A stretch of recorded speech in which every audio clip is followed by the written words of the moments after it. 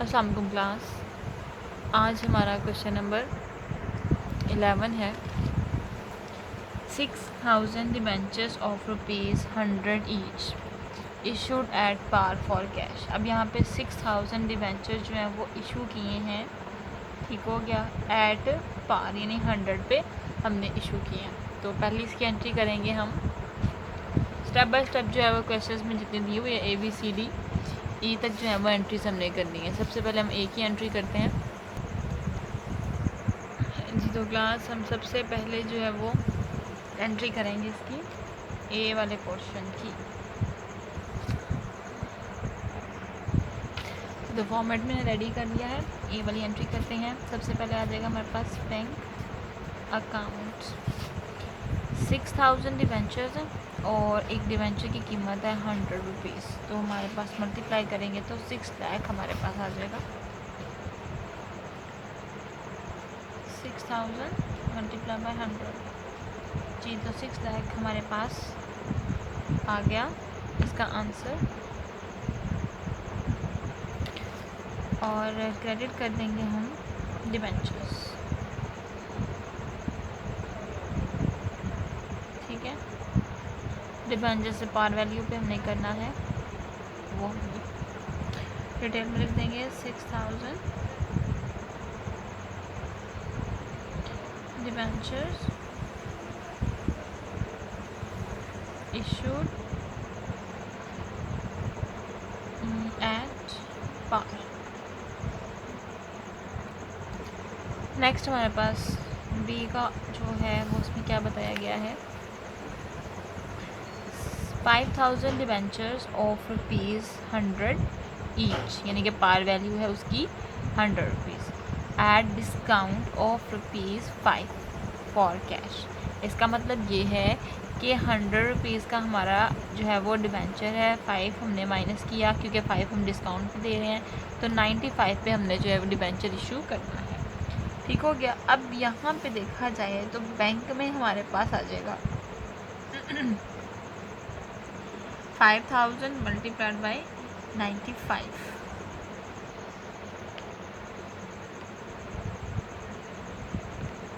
हमारे पास आ गया 4,75,000, ठीक हो गया। उसके बाद हमारे पास जो डिस्काउंट है वो आपको पता है वो डेबिट होता है। कितने रुपीज़ से हम डिस्काउंट दे रहे हैं? 5 रुपीज़ से। तो हम 5000 शेयर्स को मल्टीप्लाई कर देंगे 5 के साथ, तो हमारे पास आ जाएगा 25,000, ठीक हो गया। और थर्डली हमारे पास जो डिबेंचर्स हैं वो आपको पता है कि हमेशा उसको पार वैल्यू पे ही किया जाएगा। तो हम क्या करेंगे, 5000 को मल्टीप्लाई करेंगे 100 पे, तो हमारे पास आ जाएगा 5 लाख, ठीक हो गया। अब यहाँ पे देखा जाए तो इन दोनों को जमा करेंगे तो वो भी हमारे पास 5 लाख बनेंगे। तो डेबिट साइड और क्रेडिट साइड हमारी इक्वल हो गई। नेक्स्ट हमारे पास जो एंट्री है तो यहाँ पे इसकी डिटेल लिख लेंगे। 5000 debentures issued at discount. C entry देखते हैं हम। 4000 debentures ₹100 each and at 10% premium for cash. अब 4000 प्रीमियम है, डिबेंचर्स हैं, 100 रुपीज़ का एक है और 10% हम इसके ऊपर जो है वो इनको इशू कर रहे हैं प्रीमियम, ठीक हो गया। तो देखा जाए तो हमारे पास 100 का हमने 10% लिया तो हमारे पास आ गया 10% लेना था, डिवाइड बाय 100 करना है, तो हमारे पास आ गया 10। इसका मतलब ये हुआ कि हमारे पास 100 का डिबेंचर था, हमने 10 रुपीज़ एक्स्ट्रा यानी कि 110 का हमने जो है वो डिबेंचर इशू किया है एक, ठीक हो गया। डिटेल कुछ इस तरह से लिखेंगे हम। बैंक अकाउंट 4000 मल्टीप्लाइड बाय 110, ठीक हो गया। 4000 को हमने मल्टीप्लाई किया 110 से, तो हमारे पास आ गया 4,40,000, ठीक हो गया। इसी तरह से डिस्काउंट नहीं सॉरी प्रीमियम है, तो प्रीमियम हम आपको पता है कि क्रेडिट करते हैं। तो अब पहले हम डिबेंचर्स की एंट्री कर लेते हैं। डिबेंचर हमारे पास 4000 और 100 से करेंगे, क्योंकि जैसे शेयर कैपिटल को पार वैल्यू से करना है, हमें डिबेंचर को भी एज यूजुअल पार वैल्यू से करना है। तो हमारे पास आ जाएगा 4 lakhs। नेक्स्ट हमने प्रीमियम की एंट्री कर देनी है। 4000 को मल्टीप्लाई कर देंगे 10 से, जितने का हमारे पास प्रीमियम है, तो हमारे पास आ गया 40,000। 4,40,000 यहाँ भी हो गया, 4,40,000 यहाँ भी हो गया। नीचे हम डिटेल में लिख देंगे 4,000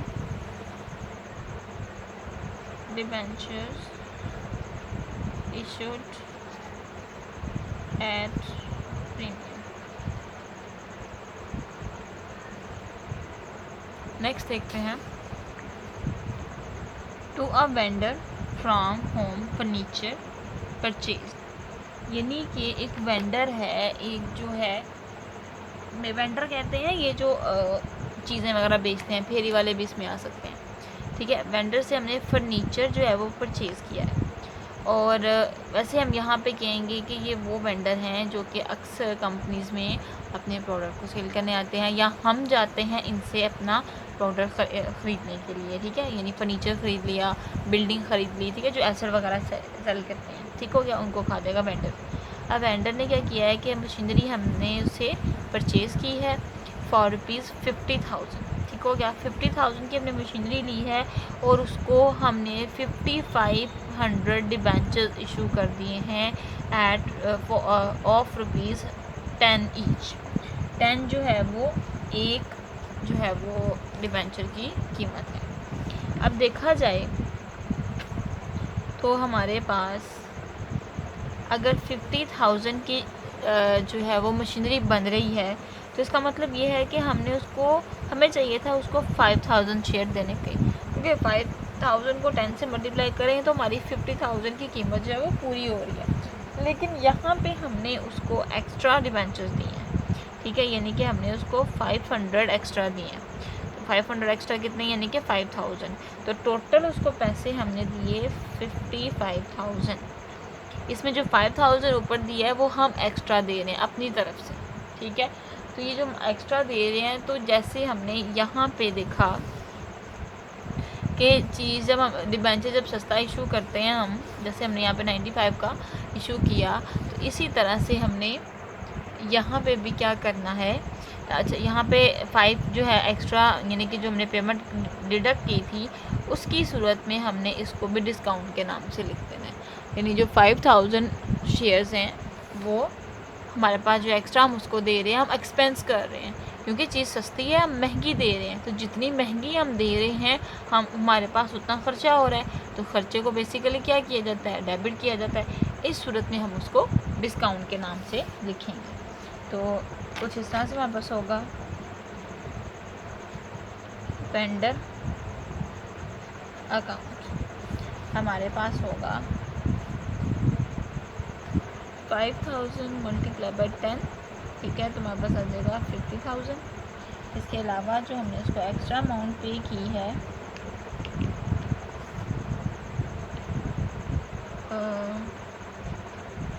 उसको डिस्काउंट का नाम दे देंगे, discount on issue debenture 500 multiply by 10, तो हमारे पास आ जाएगा 5,000, और हमारे पास जो डिबेंचर्स हैं वो हो जाएंगे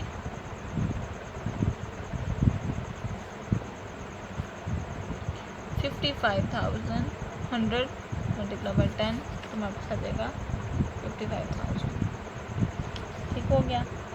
और यहाँ पर लिखेंगे 5,500 डिबेंचर्स issued टू वेंडर्स, ठीक हो गया। नेक्स्ट हमारी जो एंट्री है वो देखिए लिखा हुआ है issuance of ₹1,80,000 debentures as collateral security, यानी हमने सिक्योरिटी के तौर पे जो 1,80,000 डिबेंचर हैं वो इशू किए हैं। ठीक हो गया। फॉर अ लोन के लिए फ्रॉम बैंक 1,50,000 फ्रॉम बैंक, यानी कि 1,50,000 हमने बैंक से लोन लेना था, उसके अगेंस्ट हमने उनको डिबेंचर्स एज अ कोटरल सिक्योरिटी जो है वो दिए हैं।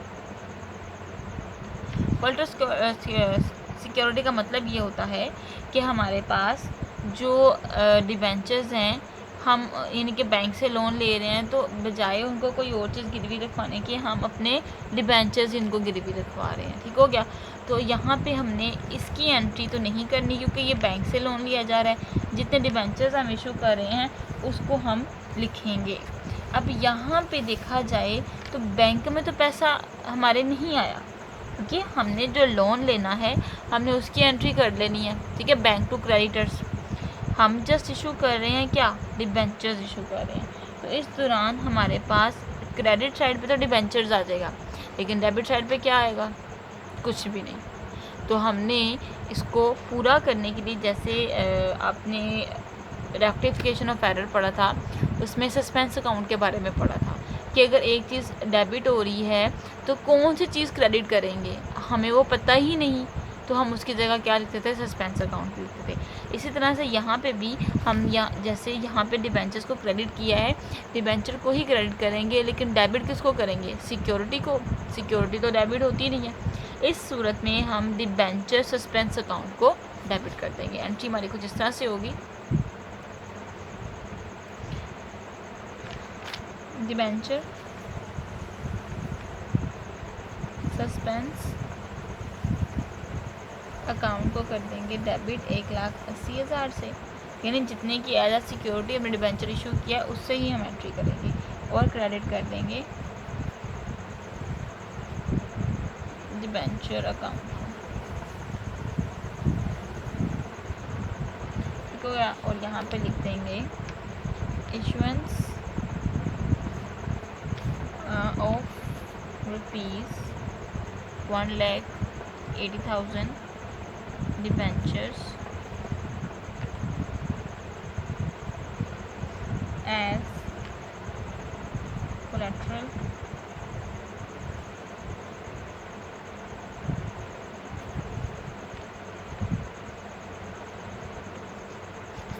security for a loan of ₹150,000। ठीक है, यानी 1,50,000। ये तो था हमारा क्वेश्चन नंबर 11। ठीक हो गया। आपने भी घर में ही करना है, अगर समझ ना आएगी तो मुझसे पूछ लीजिएगा। अल्लाह हाफ़िज़।